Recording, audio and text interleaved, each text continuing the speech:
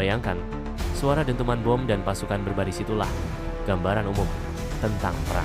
Namun, sejarah menunjukkan bahwa konflik besar justru sering dimulai dengan hal yang lebih sunyi, perdagangan. Dalam sejarah manusia, perang besar jarang diawali dengan suara meriam. Ia justru sering bermula dari perselisihan ekonomi yang perlahan mengikis hubungan antar negara. Di era kita saat ini, pola itu tampaknya kembali terulang. Perang tarif antara Amerika Serikat dan Tiongkok menjadi cerminan nyata bahwa persaingan ekonomi dapat menjadi batu loncatan menuju ketegangan yang lebih besar. Banyak orang meyakini bahwa perang dimulai karena ambisi teritorial atau konflik senjata. Namun, berkali-kali sejarah membuktikan bahwa gesekan pertama seringkali muncul dari perang dagang. Misalnya, blokade yang dilakukan Athena terhadap negara-negara yang memicu perang Peloponnesos, hingga kebijakan proteksionis Mudholi di Amerika Serikat yang mempercepat depresi besar dan menjadi pemicu Perang Dunia II. Dalam kasus-kasus tersebut, perdagangan menjadi medan pertama dari benturan kepentingan kekuasaan.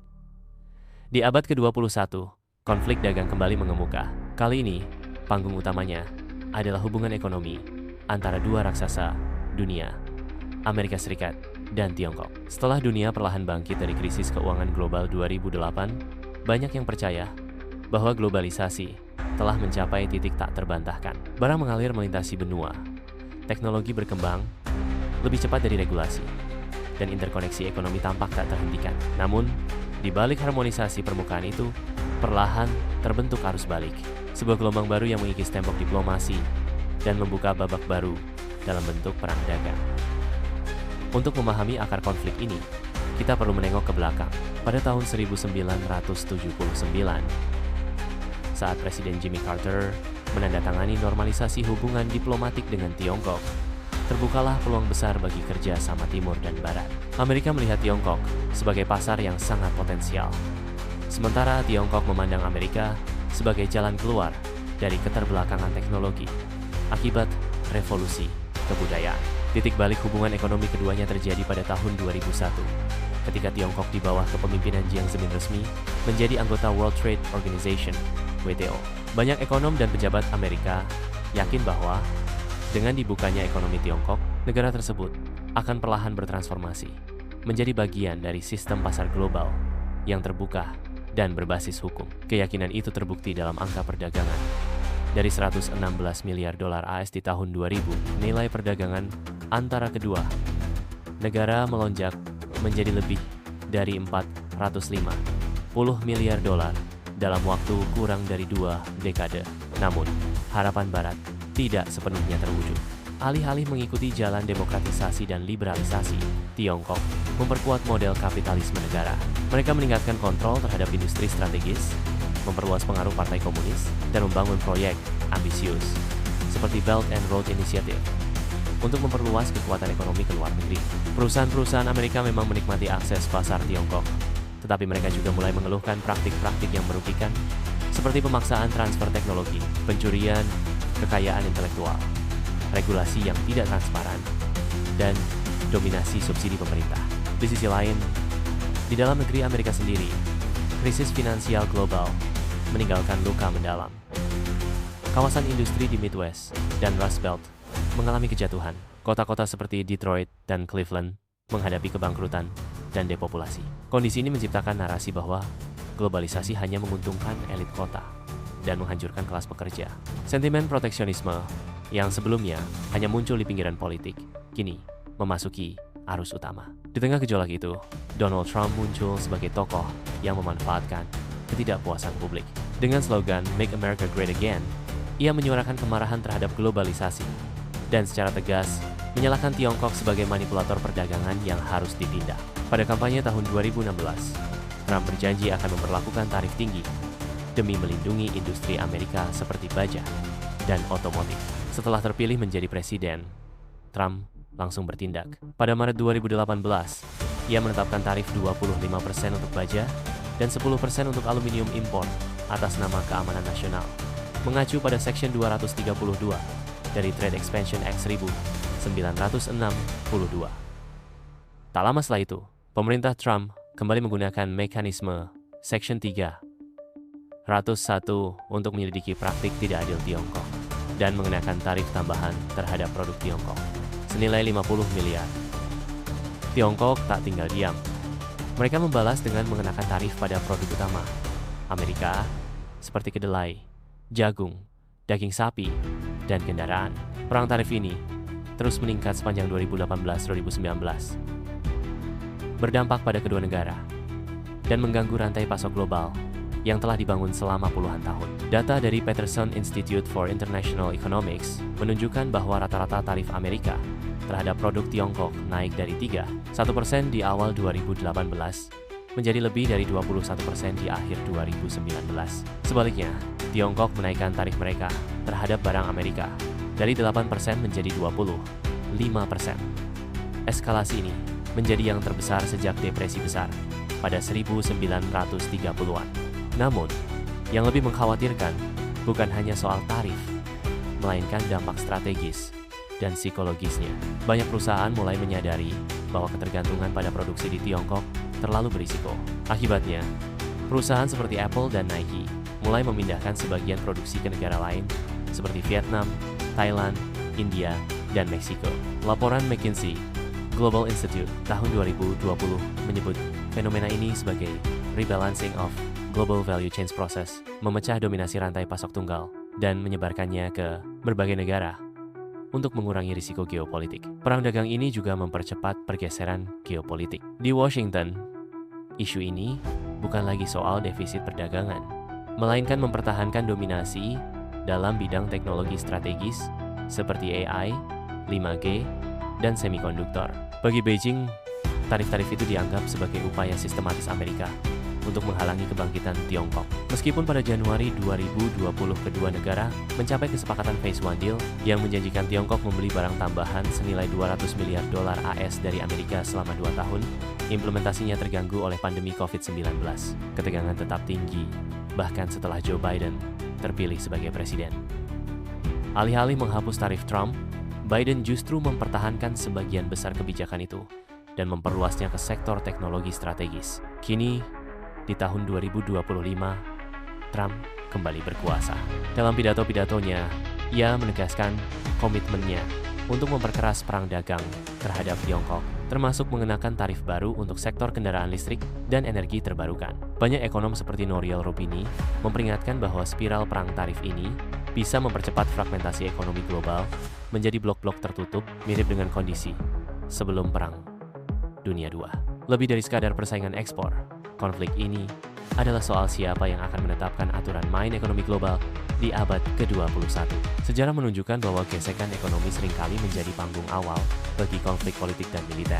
Ketegangan Amerika-Tiongkok saat ini bukan hanya perang dagang, tetapi perebutan kendali atas masa depan dunia.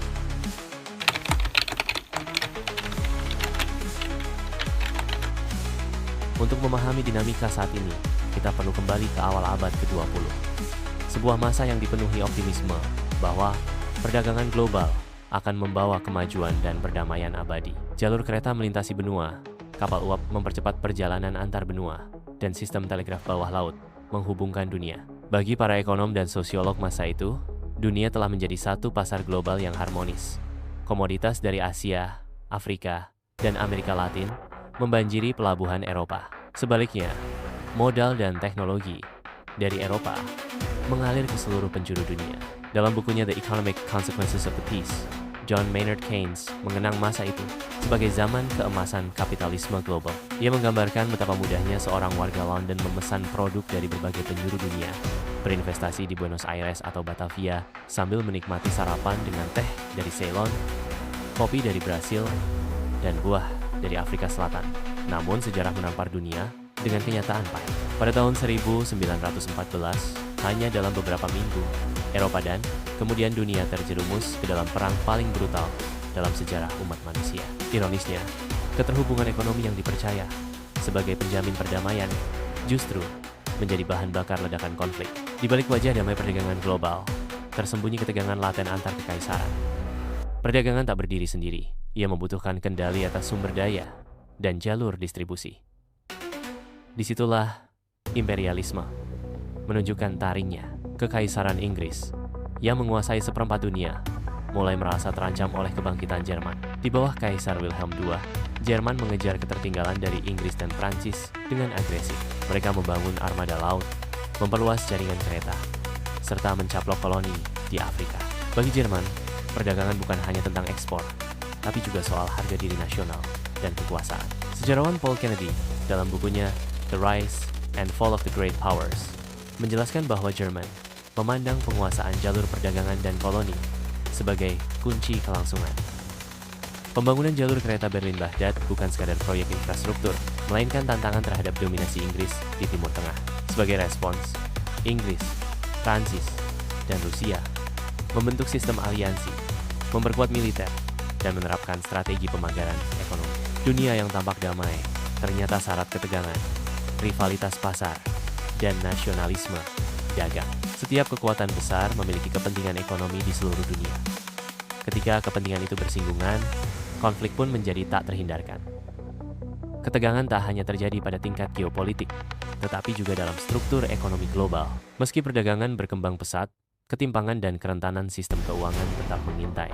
Dunia saat itu bergantung pada standar emas, yang memang memberikan kestabilan nilai tukar, tetapi membatasi kemampuan negara untuk merespons krisis dalam negeri. Modal dan tenaga kerja berpindah lintas negara, tetapi sistem politik belum mampu mengelola ketegangan sosial yang ditimbulkannya. Di Jerman, konglomerasi industri baja dan kimia seperti Krupp dan Farben menjadi kekuatan ekonomi yang dominan. Di Inggris dan Prancis, bank-bank besar menguasai aliran modal global. Mereka membiayai proyek infrastruktur dari rel kereta api di Mesir hingga ladang minyak di Persia Kaya bagi segelintir.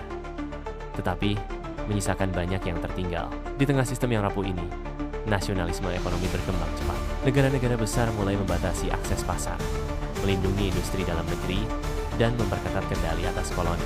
Ketegangan ini menciptakan suasana penuh kecurigaan yang siap meledak kapan saja. Ketika Archduke Franz Ferdinand dari Austria ditembak di Sarajevo pada 28 Juni 1914, pemicunya memang bersifat politik, tetapi bahan bakar struktural yang membuat konflik itu menjalar menjadi perang global, sangat terkait dengan dinamika ekonomi dan ketimpangan kekuasaan. Aliansi-aliansi yang terbentuk sebelum perang bukan hanya koalisi militer, melainkan juga blok dagang dan finansial. Perang pun dimobilisasi dengan logika ekonomi. Siapa yang menguasai pelabuhan, jalur suplai, dan sumber daya akan menang.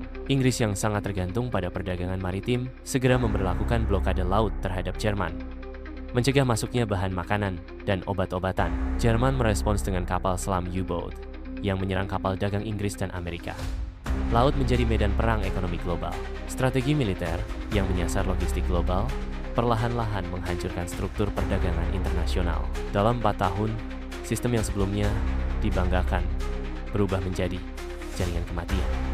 Jalur suplai hancur, industri lumpuh, harga meroket, rakyat kelaparan, dan jutaan jiwa tewas dalam Perang Parit. Ketika perang berakhir pada 1918, dunia tidak serta-merta menemukan perdamaian. Justru ketimpangan dan kehancuran ekonomi yang ditinggalkan oleh perang memperparah situasi. Negara-negara pemenang memberlakukan kebijakan proteksionis demi menjaga dominasi pasar. Sementara negara kalah seperti Jerman dibebani utang reparasi yang mencekik dan sanksi ekonomi yang menjerat. Lebih buruk lagi, sistem perdagangan global yang sebelumnya terhubung mulai terpecah menjadi blok-blok ekonomi tertutup. Setiap negara berusaha melindungi kepentingan nasional melalui tarif tinggi dan hambatan perdagangan. Situasi ini menciptakan jurang ekonomi yang dalam. Kerjasama internasional melemah, dan ekonomi global berubah menjadi arena saling sabotase. Tahun 1930, Amerika Serikat yang saat itu telah menjadi kekuatan ekonomi utama dunia terjerumus ke dalam krisis. Gelembung spekulasi meledak, pasar saham runtuh, dan pengangguran merajalela. Dalam kepanikan itu, Kongres mengesahkan Smoot-Hawley Tariff Act, menaikkan tarif atas lebih dari 20 barang impor. Tujuannya adalah melindungi industri dan petani dalam negeri dari persaingan luar. Tapi seperti dijelaskan ekonom Douglas Irwin dalam Peddling Protectionism, kebijakan ini menjadi bencana global. Negara-negara lain membalas dengan menaikkan tarif mereka. Inggris, Kanada, Prancis, Jerman, Jepang semuanya terlibat dalam spiral balasan. Volume perdagangan dunia anjlok hingga hampir 70% antara 1929 hingga 1933. Sistem ekonomi dunia yang sudah rapuh berubah menjadi ladang sabotase dagang. Ini bukan sekadar krisis ekonomi. Ini adalah pembusukan sistem global yang menyebabkan jutaan orang kehilangan pekerjaan dan harapan. Dalam kehampaan ini, ideologi radikal seperti fasisme bangkit. Di Jerman, Partai Nazi menarik dukungan bukan hanya dengan retorika supremasi ras, tetapi juga karena mereka menjanjikan pekerjaan, stabilitas, dan kebangkitan industri. Adolf Hitler memahami bahwa krisis ekonomi membuka jalan bagi kekuasaan otoriter. Ia mengecam kapitalisme global, menyerukan swasembada nasional, dan mengarahkan ekonomi Jerman untuk mendukung persiapan perang. Benito Mussolini di Italia menerapkan ekonomi korporatis sebagai alternatif pasar bebas. Di Jepang, militer mengambil alih ekonomi dan memaksakan blok perdagangan regional yang didukung kekuatan senjata. Sejarawan Charles Kindleberger mencatat dalam The World in Depression 1929-1939 bahwa kehancuran sistem dagang global menjadi gerbang menuju otoritarianisme. Ketika negara-negara gagal bekerja sama, kekuasaan berpindah dari pasar ke militer. Ketika diplomasi gagal, invasi menjadi kebijakan luar negeri. Ketika perdagangan dihentikan, perang menjadi alat distribusi. Nazi Jerman menginvasi Austria dan Cekoslowakia dengan dalih melindungi etnis Jerman. Tapi tujuan ekonominya jelas, menguasai tenaga kerja, industri, dan sumber daya. Begitu pula Jepang yang menyerbu Manchuria pada 1931 dan Tiongkok daratan setelahnya demi mendapatkan batu bara, biji besi, dan minyak. Ketika embargo diberlakukan oleh Amerika, Jepang menyerang Pearl Harbor. Perang Dunia II menjadi bukti paling nyata bahwa kehancuran perdagangan global bisa membawa dunia ke jurang konflik total. Inilah titik nadir kegagalan globalisasi gelombang pertama.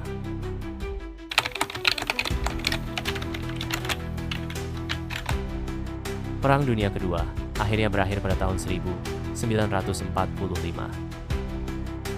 Lebih dari 70 juta jiwa tewas, kota-kota hancur, industri lumpuh, dan perdagangan global nyaris lenyap. Namun dari reruntuhan itu, dunia membangun tekad baru, menciptakan sistem ekonomi global yang tidak lagi menjadi pemicu perang. Lahirnya sistem Bretton Woods, berdirinya Perserikatan Bangsa-Bangsa, dan pembentukan GATT yang kini menjadi WTO adalah upaya besar untuk menciptakan tatanan dunia baru yang berbasis kerjasama, stabilitas, dan keteraturan ekonomi global. Dunia belajar dari luka masa lalu, bahwa keterhubungan tanpa aturan hanya akan menghasilkan kehancuran. Namun, sejarah tidak pernah mengulang dengan cara yang persis sama.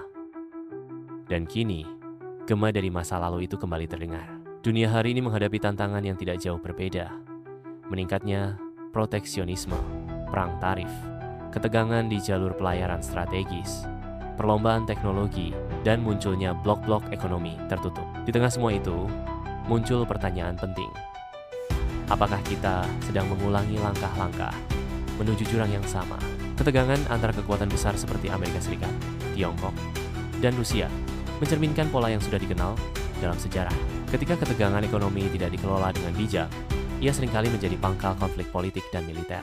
Perdagangan yang kompleks dan saling tergantung dapat menjadi jembatan perdamaian, tetapi juga dapat berubah menjadi sumber kerentanan. Negara-negara besar seperti Amerika dan Tiongkok sangat bergantung satu sama lain. Tiongkok membutuhkan pasar Amerika untuk ekspor produknya, terutama dalam industri elektronik dan manufaktur. Sementara itu, Amerika juga sangat tergantung pada impor dari Tiongkok untuk memenuhi konsumsi domestik. Hubungan saling tergantung ini memang menciptakan keseimbangan yang rapuh, tetapi bukan tanpa ketegangan. Ketika salah satu pihak merasa bahwa ketergantungan tersebut merugikan, kebijakan pun bergeser. Negara akan berusaha mengurangi ketergantungannya dengan memperkuat produksi dalam negeri, menjalin aliansi dagang baru, atau bahkan memberlakukan proteksi ekonomi. Hal ini memunculkan spiral konflik, dan ketika ketegangan ini gagal diselesaikan melalui diplomasi ekonomi, maka konfrontasi menjadi kemungkinan yang nyata. Ketegangan akibat ketergantungan ekonomi bukan hal baru. Dalam era kolonial, negara-negara penjajah menciptakan hubungan ekonomi yang eksploitatif. Koloni dipaksa menjual sumber daya mereka dan membeli produk dari negara penjajah. Sistem ini menciptakan kemarahan dan keinginan untuk lepas dari dominasi. Contoh klasik adalah ketegangan antara Inggris dan koloni-koloni Amerika yang dipicu oleh kebijakan perdagangan seperti pajak stempel dan pembatasan molase. Koloni-koloni merasa tidak punya kontrol atas kebijakan ekonomi yang sangat mempengaruhi hidup mereka. Ketegangan itu memuncak menjadi Revolusi Amerika pada 1775. Dalam konteks modern, ketergantungan terhadap energi juga menjadi sumber konflik. Negara-negara Eropa, misalnya, sangat bergantung pada gas alam dari Rusia. Ketergantungan ini menjadi alat politik yang digunakan Rusia untuk memperkuat pengaruhnya, sebagaimana terlihat dalam krisis Ukraina 2014. Ketika pasokan energi menjadi senjata politik, diplomasi berubah menjadi tekanan. Di dunia yang semakin global, perdagangan bukan hanya soal keuntungan ekonomi. Ia telah menjadi alat politik, diplomatik, bahkan geopolitik. Negara-negara besar menggunakan sanksi ekonomi dan hambatan dagang sebagai alat untuk memaksakan kehendaknya kepada negara lain. Amerika Serikat, misalnya, telah lama menggunakan sanksi terhadap Iran, Korea Utara, dan Rusia untuk mendorong perubahan kebijakan domestik negara-negara tersebut. Namun, sanksi juga menciptakan efek sebaliknya. Negara-negara yang disanksi cenderung mencari mitra baru atau membangun blok ekonomi tersendiri yang lebih tertutup. Mereka mengembangkan sistem alternatif untuk bertahan dari tekanan barat. Dan dalam proses itu, mereka semakin menjauh dari tatanan global yang dibangun pasca Perang Dunia Kedua. Salah satu contoh paling jelas dari ketegangan ekonomi modern adalah perang dagang antara Amerika dan Tiongkok. Meskipun keduanya saling bergantung dalam banyak aspek, ketegangan dalam politik, ideologi, dan ekonomi menjadikan hubungan ini sangat rapuh. Dan konflik semacam ini tidak hanya berdampak pada dua negara tersebut. Dunia ikut merasakan guncangannya, terutama negara-negara berkembang yang menjadi bagian dari rantai pasok global. Namun, di era ini, ada dimensi baru yang memperparah ketegangan. Teknologi. Jika pada abad ke-20 kekuasaan ditentukan oleh industri baja, minyak, dan senjata, maka di abad ke-21 kekuasaan ditentukan oleh data, algoritma, dan konektivitas digital. Teknologi bukan lagi sekadar alat produksi, tetapi telah menjadi alat dominasi. Negara yang menguasai teknologi canggih, seperti kecerdasan buatan, AI, jaringan 5G, dan semikonduktor, akan menguasai masa depan ekonomi dan militer dunia. Oleh karena itu, persaingan dalam penguasaan teknologi menjadi sangat strategis. Amerika Serikat dan Tiongkok kembali menjadi pemain utama dalam perlombaan ini. Huawei, sebagai raksasa teknologi Tiongkok, menjadi simbol dominasi 5G global. Namun, Amerika menanggapinya dengan sanksi dan pembatasan akses ke teknologi semikonduktor mutakhir. Langkah ini bukan hanya untuk melindungi industri dalam negeri, tetapi juga untuk menghambat dominasi Tiongkok dalam infrastruktur digital dunia. Persaingan ini tidak hanya terjadi di pasar, tetapi juga di dunia maya. Perang cyber menjadi senjata baru. Serangan terhadap sistem data, pencurian informasi, sabotase digital, dan manipulasi opini publik melalui media sosial menjadi bagian dari strategi geopolitik. Negara-negara besar menyadari bahwa perang di masa kini tak selalu membutuhkan pasukan dan tank. Serangan dapat dilakukan dari ribuan kilometer, cukup dengan kode dan jaringan. Serangan seperti peretasan terhadap lembaga pemerintah, perusahaan teknologi, dan infrastruktur energi telah menjadi ancaman nyata. Dunia maya menjadi medan pertempuran baru yang lebih diam-diam, tapi sangat mematikan. Amerika dan Tiongkok saling menuduh melakukan serangan cyber. Tuduhan ini sulit dibuktikan secara langsung, tetapi dampaknya sangat nyata. Ketegangan semakin meningkat, dan dunia harus menyadari bahwa selain senjata konvensional, kini data adalah senjata paling berharga. Kecerdasan buatan menjadi senjata yang paling diperebutkan. AI kini tak hanya digunakan untuk otomasi industri atau pengembangan aplikasi. Negara-negara maju sedang berlomba menciptakan senjata otonom sistem militer yang bisa mengambil keputusan sendiri tanpa campur tangan manusia. Kemampuan ini memberi keunggulan militer yang luar biasa, tetapi juga menimbulkan pertanyaan etis dan keamanan global. Tiongkok secara terbuka menetapkan ambisinya untuk menjadi pemimpin global dalam pengembangan AI pada 2030. Pemerintah mereka menggelontorkan investasi besar dalam riset dan pengembangan. Sementara Amerika mengandalkan kekuatan sektor swasta dengan perusahaan teknologi raksasa seperti Google, Microsoft, dan IBM. Persaingan ini tidak hanya untuk kejayaan ekonomi, tapi juga tentang siapa yang akan memimpin dunia dalam mendefinisikan masa depan. Selain pengembangan teknologi fisik, keamanan siber menjadi bagian krusial dalam pertahanan nasional. Serangan cyber bisa melumpuhkan sistem keuangan, membajak sistem transportasi, atau bahkan mengacaukan proses pemilu. Keamanan digital kini sejajar dengan kekuatan militer tradisional. Negara-negara kini menyadari bahwa dominasi global tidak hanya ditentukan oleh kekuatan militer atau ekonomi, tetapi juga oleh siapa yang mengendalikan informasi, data, dan algoritma. Ini adalah pergeseran paradigma besar dalam sejarah kekuasaan global. Namun di balik semua ketegangan ini, masih ada peluang untuk kerjasama. Teknologi, meskipun bisa menjadi alat konflik, juga bisa menjadi jembatan damai. Negara-negara dapat membentuk rangka kerjasama dalam hal pengaturan teknologi, etika AI, dan perlindungan data. Tantangannya adalah, apakah negara-negara besar bersedia melangkah bersama atau justru memilih jalur persaingan tanpa batas?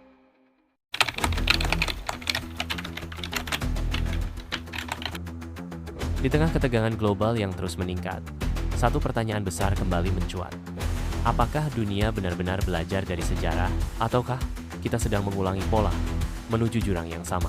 Sejarah memberi kita pola yang berulang. Krisis ekonomi menciptakan ketidakstabilan sosial.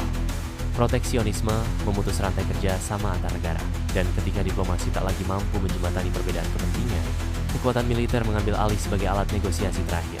Inilah yang terjadi pada dekade 1930-an, ketika tarif Smoot-Hawley dan aksi balasan dari negara lain mempercepat keruntuhan perdagangan internasional. Akibatnya, dunia terjerumus ke dalam fasisme, ekspansi militer, dan Perang Dunia Kedua. Kini, kita melihat gejala serupa. Saluran perdagangan yang diblokir, sanksi ekonomi diberlakukan secara luas, dan kebijakan nasionalis kembali menjadi retorika utama. Namun berbeda dengan masa lalu, dunia saat ini tampaknya memiliki lebih banyak alat untuk mencegah kehancuran serupa.